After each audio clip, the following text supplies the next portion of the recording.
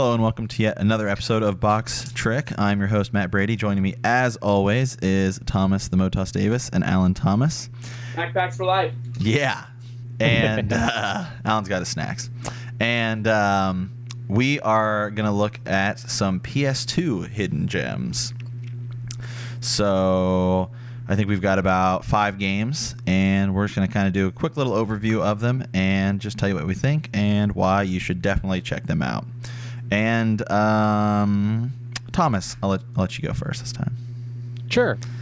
So this time I think I went first last several times, but all right. Well, hey, I have no problem. Too bad. Suck it up. Yeah. Damn it. No. So the game that I'm going to be talking about today is a fantastic game called Robot Alchemic Drive. Now, this game was actually published by Enix, not Square Enix. This is before Square Enix. And it's developed by a company called Sandlot. Now, Sandlot has done a number of other interesting titles, mostly Japanese. Trying to think, like, a lot of them are a lot of them were Japanese only. However, Earth Defense Force 2017 was one of their titles. In fact, the Earth Defense Force series, I believe, is one of their series. Yeah. So, now, Robot Alchemic Drive is a very interesting take on the giant robot fighting. Yeah. So, in a lot of classic Japanese anime, a lot of times the people fighting using their giant robots to fight were never actually in the robots. They were actually standing on the sidelines with a big old controller.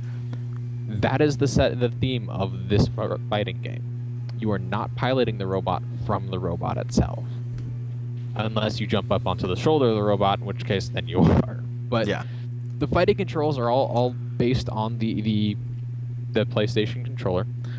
So different combinations of joystick movement and shoulder buttons and face buttons with different attacks, including things like rocket punches or firing missiles or things like that.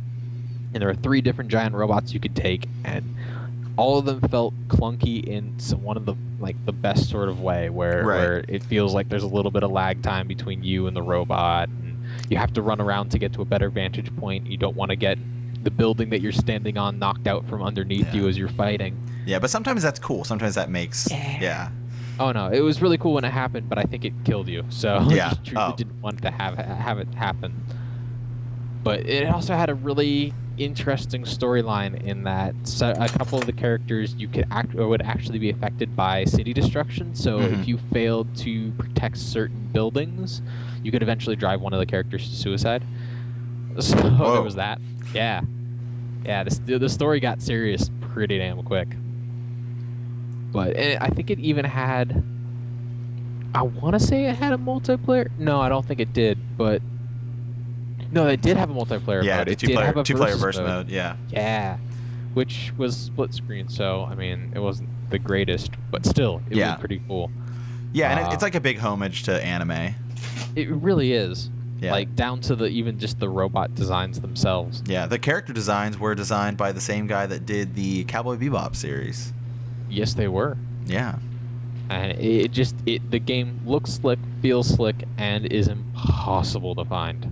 Oh, really? Really? Like it's one of those games that it just didn't get a lot of copies imported. Oh, okay. Well. Like the only reason I got my copy is when I was working at GameStop. It came in one day, and I immediately grabbed it after putting it into the system and put it in the back room saying, "This is mine," on my lunch break. And it was. Yeah, right now on eBay you're looking at about $50. Yeah. Yeah. For a PS2 game from 2002. Yeah. Yeah, $52.99 was the first one that came up. Wow, this game's over 10 years old. Yeah, the disc alone you're looking at about $40. A sealed copy is $152. Jesus. Yeah. So all right. Well, cool. All right. Alan, what are one of your games? I'll start with Radiata Stories. This was a sort of overlooked RPG among many, easy to overlook with how many there were on the PS2. This game really stood out to me with its graphics and its voice acting and the sound. Everything about it was just really beautiful. It was on the PS2 where graphics were pretty solid generally. I felt like just the art in it was excellent. You go through so many different scenes and sceneries and different characters throughout the course of it that you really get a full spectrum. And it's a fairly long game too. Like if you go through getting all the characters to join you and doing all the collectibles, you can put probably over 30 hours into it, I would imagine. Yeah, there's a lot of characters. It had sort of that same kind of recruiting that I really love from the Suikoden series. You got to find them. You got to sometimes meet certain aspects to get them to join you. And then it also had, there wasn't a lot, but some of them were pretty major. There was different choices you could make throughout the game that would kind of affect the rest of the game in some ways. And then also one of my favorite scenes in any is near the end of this game, like right during the last boss area. One of the characters just makes one of the most hilarious faces ever. Yeah. So when you beat the game, you'll see it, and when you see it, you'll know exactly what I'm talking about. Yeah, there's a lot of humor in this game. Like I've recently just started playing it, and like the main character's name is Jack Russell. Like seriously, come on. like. Now you could kick the shit out of everything in that game, couldn't you? Oh, I don't know. Like you could kick NPCs, you could kick boxes. Oh yeah. When you're walking around, it's kind of like when you're walking around the overworld, you just like walk up to stuff and kick it, and like a lot of times there'll be like if there's like an item up on something, you can kick, like say a bed, you can kick it and it'll fall down. But yeah, you can walk up to just like NPCs and kick them, and they'll give you a different response than if you just walk up and talk to them. Yeah, I seem to remember if you kicked NPCs enough, they'd bite you, or they'd do stuff I'm sure there are. I don't remember that specifically. It's been a while. This was back in the day. I haven't played it since back in the day when I had my modded PS2. Yeah, I'm not very far into it yet, but I'm certain I'm very much enjoying it. It is gorgeous. It is like that. It kind of reminds me a little bit of, in a way, like Skyward Sword. Like it's just beyond the cell shading and almost slightly into that like watercolor type of like art style idea that Skyward Sword has, where it's cell shaded, but they try to do more than just have it being cell shaded. And isn't there a sequel to this game? Radiant, like Historia for the DS or something? Radiant History. Yeah, I didn't know if that was a sequel or not, but I've heard of that. Oh, okay. It might not be a sequel. It might just be another game in the series. Could be. Oh, I didn't know this game was developed by Tri-Ace. Yep. Oh, that's awesome. I didn't. So Tri-Ace kind of fell off the radar for me after the PS1 era. Oh yeah, the same people that did Star Ocean and Infinite Undiscovery. we don't talk about that last one. That last one. Hey, they also did Residents of Fate, which is pretty awesome. So, all right, yeah, Radiata Stories, excuse me. Yes. Yeah, definitely worth checking out. All right, so one of my games I want to talk about is DragonBall Z Budokai 3. So I know a lot of people will instantly dismiss this simply because they're not into Dragon Ball Z, and that is certainly understandable. But I think that Dragon Ball Z Budokai 3 specifically, first of all, it's probably the best Dragon Ball Z game ever in terms of just fighting games. But so the series started with, and it really progressed over the first two games. And the third game, one of the really cool things about it is that the fighting system, especially if you've never played a Dragon Ball Z game, is definitely something that like fighting game enthusiasts should check out, because it's so different and it's so complex. So the way the game kind of works is in the Dragon Ball Z storyline, everyone's always like powering up and whatnot. So you have like these 7 energy bars that you have to like power up while you're fighting. So a lot of times you'll have to hit somebody and you'll like knock them really far back. So that'll like, there's a lot of timing involved in the battle. So you want to like stop and like charge yourself up. So that's certainly a mechanic and like strategy in the battle. And then you can, you turn into like Super Saiyan and things like that. But one of the coolest things about the fighting system is that in this game, they added this like teleportation counter.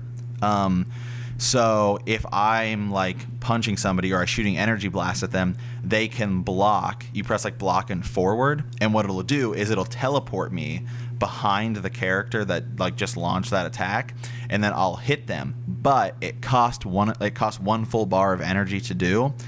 And if somebody teleports behind me, I can counter with my own teleport. So you get into this like, it's almost more of like an energy struggle, and like there's like a weird strategy element to your fighting rather than just like, you know, button mashing or like in say Street Fighter where it's like knowing the combos and knowing when to do them. In this game, you have to actually like think about like, oh, how do I want to conserve my energy?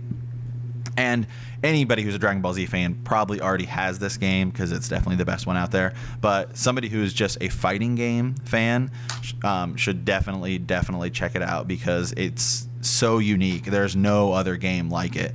And it is now on the Xbox 360 and PS3. They did a Dragon Ball Z Budokai 1 and Budokai 3 HD pack for the Xbox 360 and PS3. That's probably the easier way to check it out, and it looks a lot better. So that's probably the best way to check it out now. But even the PS2 version, you can probably get for pretty cheap because it was like a greatest hits, and there was certainly a lot of copies of it made. But definitely a game that fighting game fans should check out. The amount of characters in it was ridiculous. Oh yeah, it's absurd. I mean, there's in this game there are, I don't know, 50 or so 40. There's 40 characters, and then everybody has transformations, so that kind of adds more characters. And there's also there's a lot of like extra content in the game. So there's like a story mode, which is like really fun because you have to play through it a lot, and your characters like you battle and level up, and it's kind of fun. It's almost like it's almost like an RPG element a little bit. But it's definitely worth checking out. So, all right, Alan, I'll toss it back over to you for your last game. My last game, this one's sort of special to me. I really, really loved this game, probably more than was warranted. It's called Way of the Samurai. It's so set, you know, like Samurai, you kind of play a vagrant, and you sort of wander into this region that has a lot of turmoil going on, and you sort of choose how to assert yourself into it. So it's like a choose your own adventure type game. Mm-hmm. Like for example, like the first situation that you really run across is like some thugs are like looting this bar, and you kind of have the choice whether just to like let it happen. You can leave, you can like, you know, slice up the owner of the bar, or like actually beat up the thugs and help. And in each of these situations, kind of depending on like what you do, it affects the opportunities available to your character. So not only is there that developing story, it's like a third-person / fixed camera fighting game, but it's very high difficulty. You also have to manage your weapons. So there's several different weapon types you can use, and all the weapons have breakability. So if you like just take a sword in, and it's like a cheap, crappy sword, and it breaks, then you have no choice but to run away or fight with like a broken sword that does next to nothing.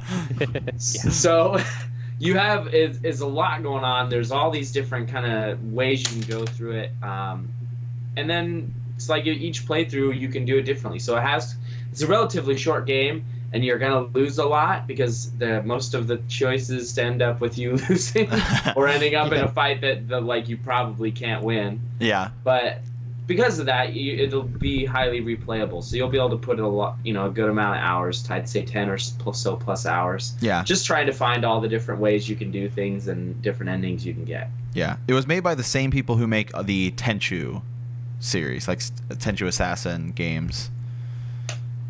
Like, there's like Stealth Assassin. There's one on the Wii. Yeah.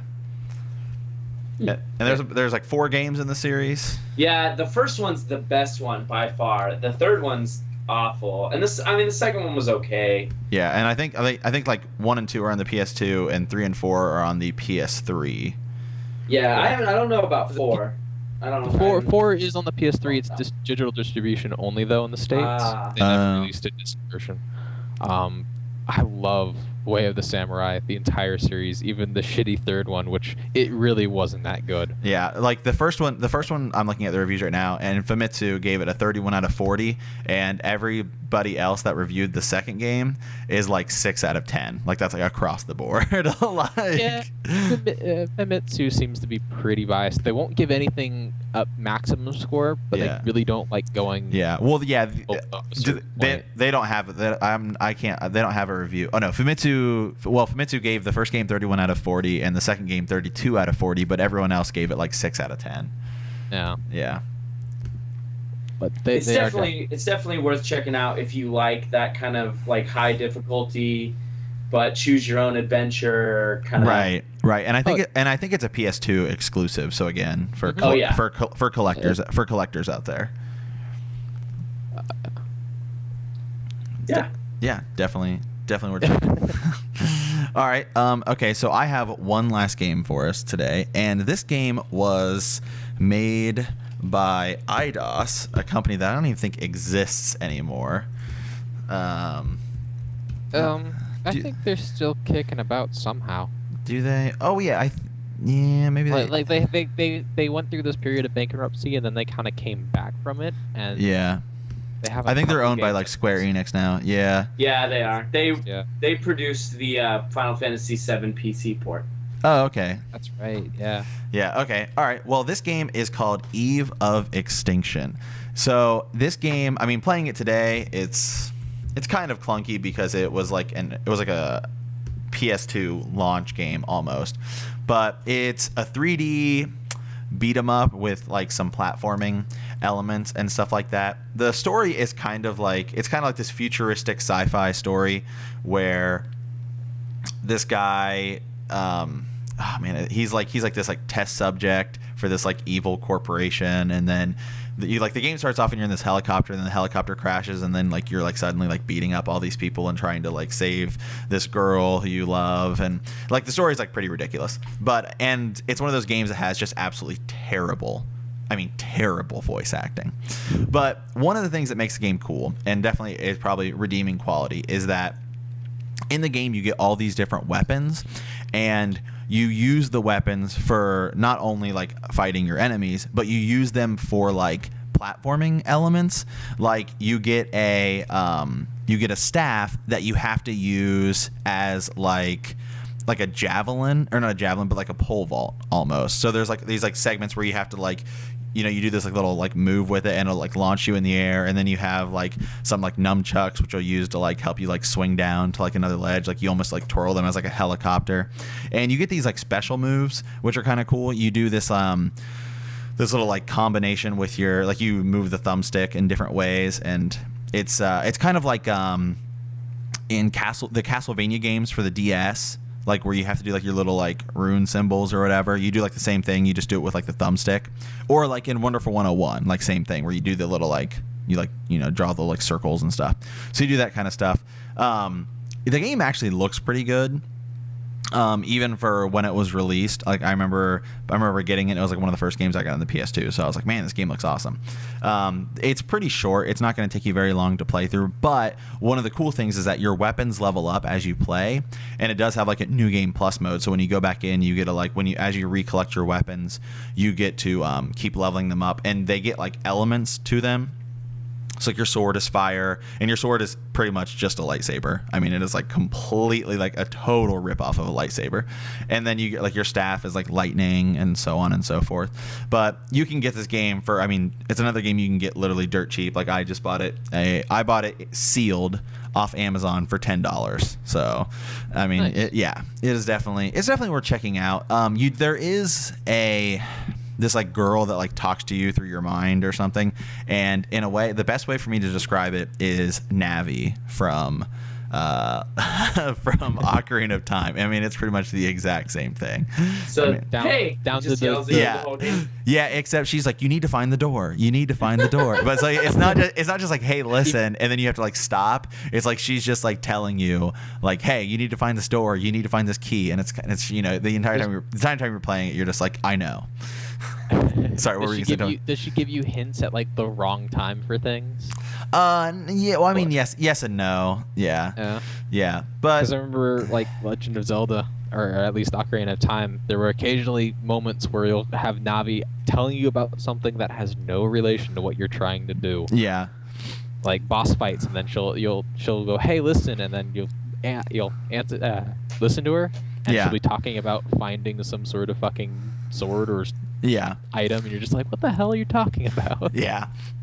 Yeah. But the game's definitely it's definitely worth checking out. The controls can be a little clunky sometimes, but it's kind of one of the cool things about it is when you're doing your combos, you can switch between the weapons, and the weapon switching is kind of annoying because it's on like a wheel and you use like L1 and R1 to go through that wheel, but the controls are like reversed.